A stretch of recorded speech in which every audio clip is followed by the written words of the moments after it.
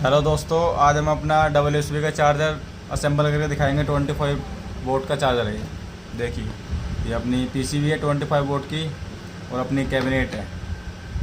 आज हम असेंबल करके दिखाएंगे आसान सा तरीका, रोज़ की तरह अपना जैसे हम बताते हैं आपको डेली। ये देखिए, ये हमको पीसीबी लगानी है ऐसे करके और इसकी कैबिनेट की पिन को लगाना है। ये देखिए, ये अपना असेंबल करने का तरीका, आसान तरीका, इससे कुछ नहीं होगा। इसे बड़े आराम से ऐसे करके लगाना है और ये अपना चार्जर तैयार। आपको हम चार्जिंग करके दिखाते हैं, 1 सेकंड। ये देखिए,